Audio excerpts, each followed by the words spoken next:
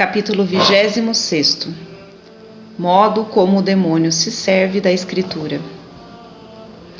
Mas alguém poderá perguntar-se: onde se prova que o demônio costuma usar os textos da Sagrada Escritura?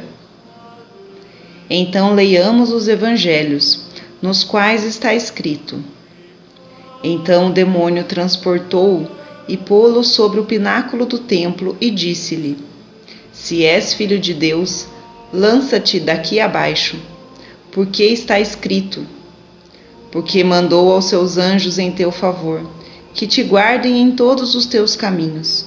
Eles te levarão nas suas mãos, para que o teu pé não tropece em alguma pedra. O que não fará aos pobres homens aquele que provocou o Senhor da Majestade com o testemunho das Escrituras? Se és filho de Deus, disse o demônio, lança-te daqui abaixo. Por quê? Porque está escrito. Devemos pôr grande atenção na doutrina exposta nesta passagem e retê-la, para que, com um exemplo tão grande da autoridade evangélica, quando virmos alguns proferindo citações dos apóstolos ou dos profetas contra a fé católica, não tenhamos a menor dúvida de que é o demônio quem fala por meio deles.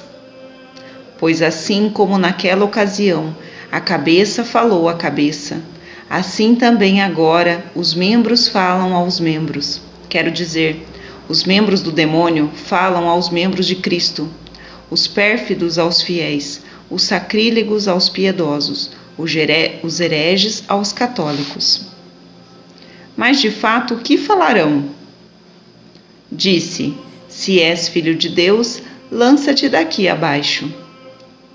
O que significa: se queres ser o filho de Deus e receber o reino celeste por herança, lança-te daqui abaixo, ou seja, lança abaixo, precipita a doutrina e a tradição para longe de ti, que és o cume e pináculo desta igreja, que é também chamada Templo de Deus.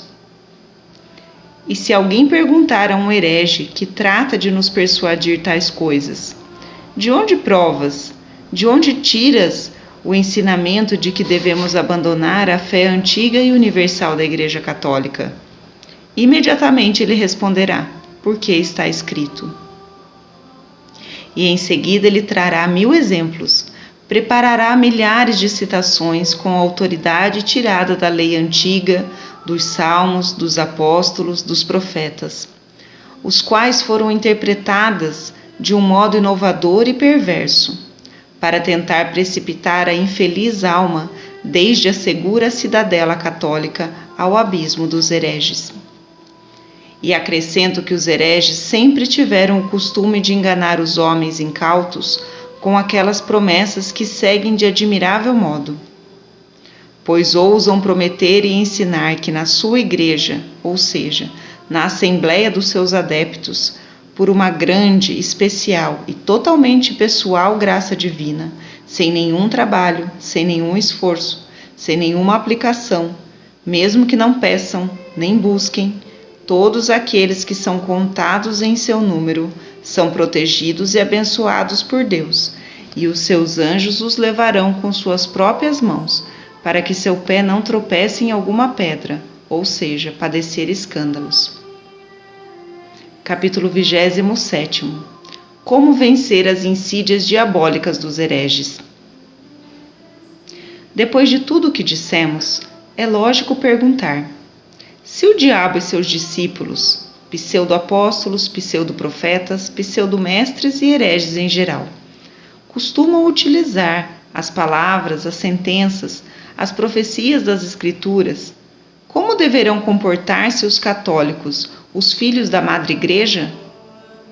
Que deverão fazer para distinguir nas Sagradas Escrituras a verdade do erro? Terão verdadeira preocupação em seguir as normas que no começo destas notas escrevi, que foram transmitidas por doutos e piedosos homens, isto é, interpretarão o cânon divino das Escrituras segundo as tradições da Igreja Universal e as regras do dogma católico. na própria Igreja Católica e Apostólica, deverão seguir a universalidade, a antiguidade e a unanimidade de consenso. Por conseguinte, se sucedesse que uma fração se rebelasse contra a universalidade, que a novidade se levantasse contra a antiguidade, que a dissensão de um ou de poucos equivocados se elevasse contra o consenso de todos, ou ao menos de um número muito grande de católicos, deverá ser preferida a integridade da totalidade à corrupção de uma parte. Dentro da mesma universalidade, será preciso preferir a religião antiga à novidade profana. E na antiguidade, será preciso antepor a temeridade de pouquíssimos os decretos gerais, se existem de um concílio universal. No caso de não existirem, se deverá seguir o que mais perto esteja deles, ou seja, as opiniões unânimes de muitos e grandes mestres. Se, com a ajuda do Senhor, observarmos com fidelidade e solicitude estas regras, conseguiremos descobrir, sem grande dificuldade e desde sua própria fonte, os erros nocivos dos hereges. Capítulo 28. Os padres e a tradição católica. Talvez seja oportuno que eu demonstre, por meio de exemplos, como podem ser descobertas e condenadas as novidades heréticas, investigando e confrontando entre si as opiniões concordes dos mestres antigos. De todos os modos, é evidente que não devemos invocar este consenso antigo e unânime dos santos padres só por questões de minúcias da lei divina. Ele será objeto de grande investigação e de adesão, sobretudo no que se refere à regra da fé. Nem tampouco todas as heresias de todos os tempos podem ser combatidas desta maneira. Somente as novas e mais recentes, em sua primeira floração e em suas primeiras manifestações, antes que, pelo próprio passar do tempo, tenham possibilidade de falsear a regra antiga da fé e de infeccionar com seu veneno os livros dos padres. Quanto às que se difundiram e lançaram raízes profundas, não podem ser combatidas por esse caminho, porque o longo prazo de tempo de que dispuseram foi ocasião mais que favorável para erodir a verdade.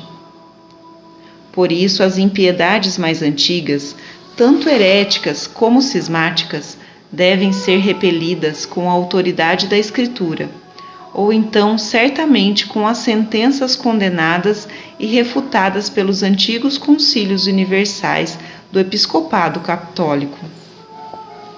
Portanto, apenas começa a estender-se a podridão de um novo erro, e este, para justificar-se, apodera-se de alguns versículos da Escritura e os interpreta com falsidade e fraude. É preciso imediatamente lançar mão das sentenças dos padres, interpretando as passagens em questão. Com seu auxílio, qualquer novidade profana será no ato desmascarada, sem nenhuma ambiguidade e condenada sem vacilação. Quanto aos padres, é preciso consultar só o pensamento daqueles que santamente, sabiamente e com constância viveram, ensinaram e permaneceram firmes na fé e na comunhão católica, e morreram fiéis a Cristo, ou mereceram a alegria de dar sua vida por ele. Mas a estes se deve prestar fé seguindo esta regra: o que todos, ou ao menos a maioria, afirmaram claramente, a maneira de concílio de mestres perfeitamente unânimes, e que confirmaram ao aceitá-lo, conservá-lo e transmiti-lo. Isto é o que deve ser mantido como indubitável, certo e verdadeiro.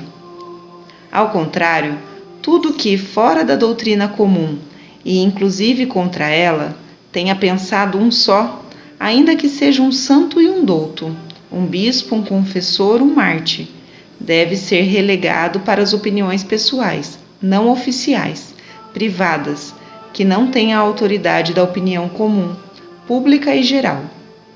Não nos suceda, com sumo perigo para nossa salvação eterna, que abandonemos a antiga verdade da doutrina católica para seguir o erro novo de um só indivíduo, segundo o sacrílego costume dos hereges e cismáticos.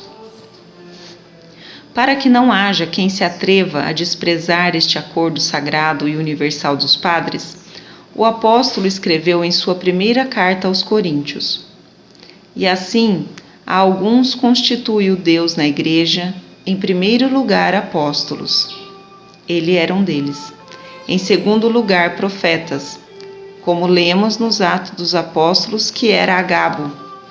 Em terceiro lugar, mestres, a quem nós chamamos doutores. Mas o próprio apóstolo, às vezes, os chama profetas, porque explicam ao povo cristão os mistérios anunciados pelos profetas. Qualquer que se atreva a depreciar estes homens, postos por Deus em sua igreja, segundo os lugares e os tempos, e que estão de acordo na interpretação do dogma católico, não desprezará um homem, senão a Deus mesmo.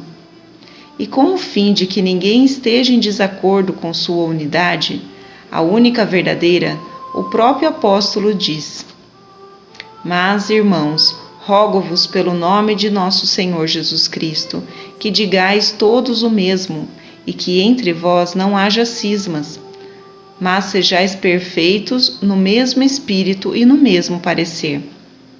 1 Coríntios 1:10.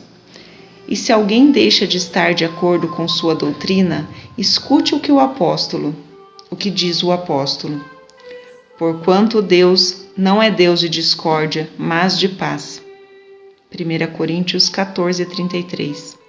Ou seja, não é Deus de quem rompe a unidade e a concórdia, mas daqueles que permanecem na paz de um só sentir, segundo eu ensino em todas as igrejas dos santos. Isto é, dos católicos, e são coisas santas, precisamente porque permanecem na comunhão da fé. E para que ninguém se arrogue a pretensão de ser ele só escutado e crido, sem ter em conta aos demais, pergunta: porventura foi de nós que saiu a palavra de Deus? Ou foi só a vós que ela chegou?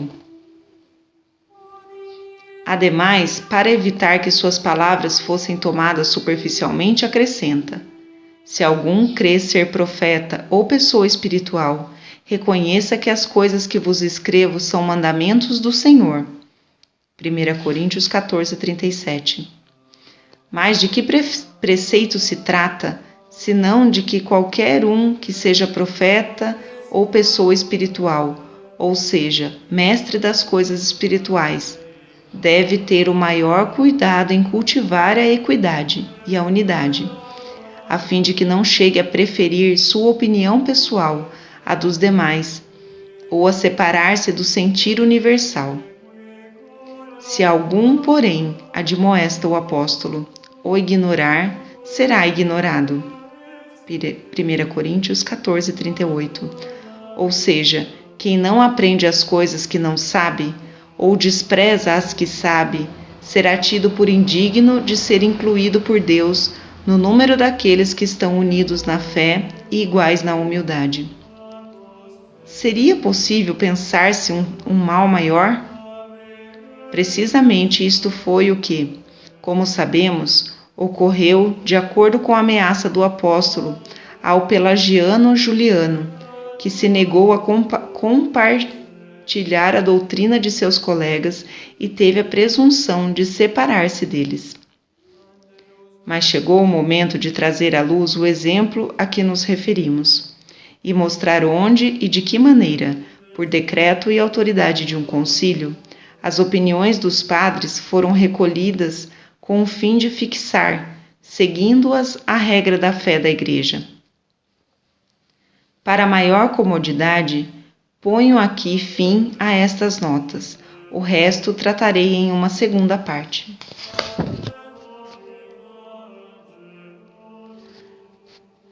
Nota: o segundo comunitório desapareceu. Não restou dele mais que a segunda parte, que é uma simples recapitulação e que em seguida acrescentamos. Capítulo 29. É legítimo recorrer aos padres. Creio chegado o momento de recapitular, ao fim deste segundo comunitório, que tudo o que foi tratado nos 2 comunitórios. No primeiro, eu disse que os católicos tiveram sempre o costume, e têm ainda, de determinar a verdadeira fé de 2 maneiras: com a autoridade da Escritura Divina e com a tradição da Igreja Católica. Não porque a Escritura por si só não seja suficiente em todos os casos, senão porque muitos, interpretando a seu capricho as palavras divinas, acabam por inventar uma quantidade incrível de doutrinas errôneas. Por este motivo, é necessário que a exegese da Escritura Divina seja guiada por uma única regra do sentir da Igreja, especialmente nas questões que tocam os fundamentos de todo o dogma católico. Também afirmei que na própria Igreja é necessário ter em conta a universalidade e a antiguidade, com o fim de que não nos suceda que nos separemos da integridade da unidade e acabemos desagregados no sectarismo do cisma, ou nos precipitarmos desde a fé antiga em novidades heréticas. Disse, além disso, quanto à antiguidade, que é preciso a todo custo ter presente 2 coisas e aderir a elas profundamente, se não queremos converter-nos em hereges. Primeiro, ver se houve antigamente algum decreto por parte de todos os bispos da Igreja Católica, emanado sob a autoridade de um concílio universal. Depois, no caso de surgir uma questão nova, em torno da qual não se encontre nada definido, recorrer às sentenças dos padres, mas só àqueles que, por terem permanecido em seu tempo e lugar, dentro da unidade da comunhão e da fé, se converteram em mestres provados. Tudo que se encontre que tenha sido por eles mantido com unanimidade de sentir e de consenso pode ser submetido sem temor algum como expressão da verdadeira fé católica. Para que não pareça que eu afirmo estas coisas por presunção, mais que baseando-me na autoridade da Igreja, eu me referi ao exemplo do Santo Concílio, ocorrido faz 3 anos em Éfeso, na Ásia, sob o consulado dos preclaros Basso e Antíoco. No curso das discussões que ali aconteceram, para estabelecer a regra da fé, com o fim de evitar que uma novidade ímpia se insinuasse do mesmo modo que se levou a cabo a perfídia de Rimini.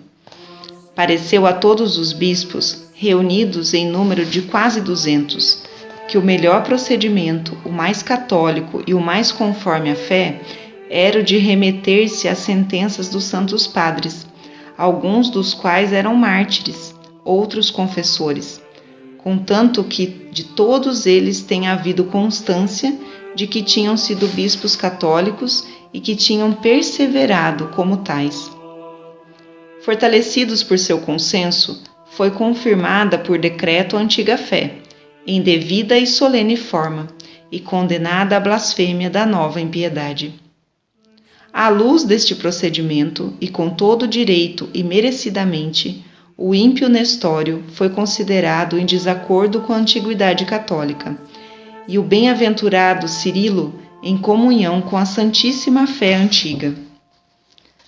Para que nada faltasse à fidelidade dos feitos que narrei, dispus também os nomes e o número dos padres, embora haja esquecido a ordem deles, segundo os quais em suas intervenções e em suas sentenças unânimes foram interpretadas as palavras da Sagrada Escritura e foi confirmada a regra da fé divina.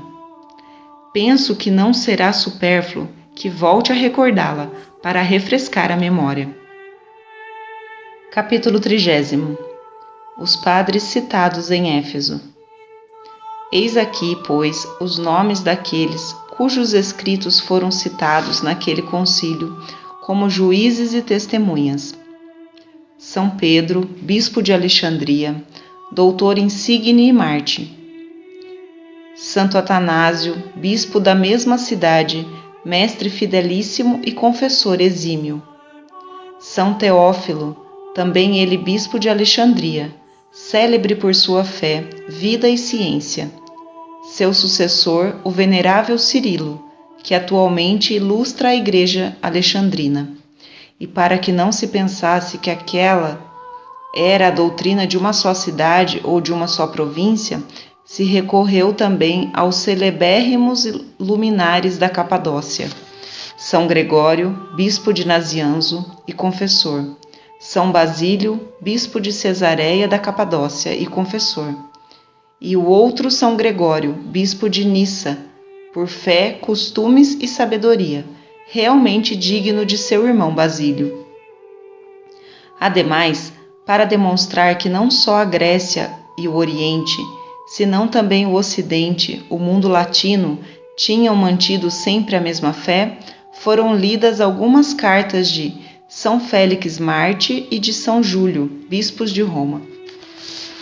Mas não somente a cabeça do mundo, também as partes secundárias proporcionaram seu testemunho àquela sentença. Dos meridionais foi citado o Beatíssimo Cipriano, bispo de Cartago e mártir. Das terras do norte, Santo Ambrósio, bispo de Milão e confessor. Estes foram os que em Éfeso, segundo o número sagrado do Decálogo, foram invocados como mestres, conselheiros, testemunhas e juízes, mantendo sua doutrina, seguindo seu conselho, crendo em seu testemunho, obedecendo a seu juízo. Aquele santo sínodo se pronunciou sobre as regras da fé, sem ódio, sem presunção, nem condescendência alguma. Sem dúvida se teria podido citar um número maior de padres, mas não foi necessário.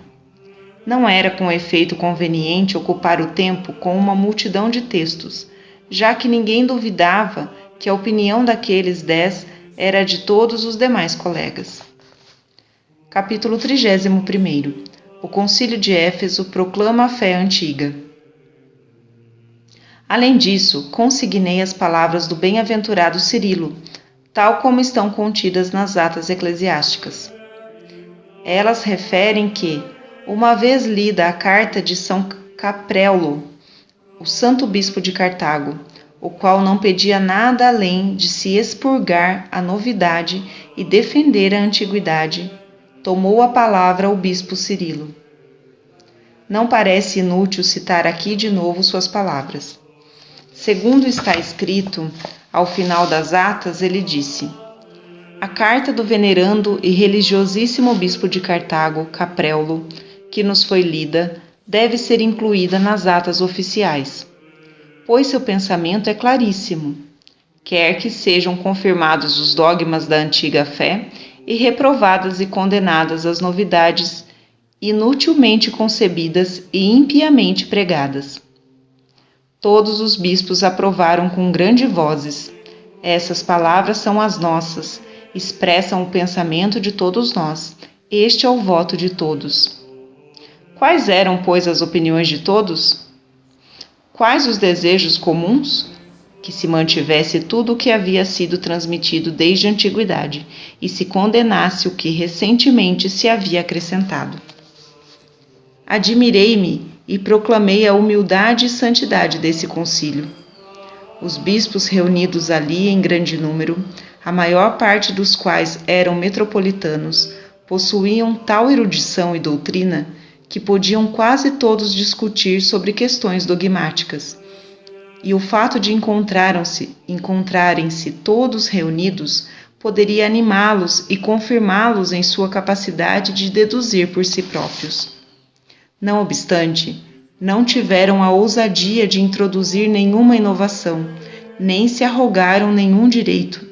Ao contrário, preocuparam-se por todos os meios em não transmitir à posteridade, senão somente o que antes havia recebido dos antigos padres, com o fim não só de resolver bem as questões do presente, mas também de oferecer às gerações futuras o exemplo de como se devem venerar os dogmas da antiguidade sagrada e condenar as novidades ímpias.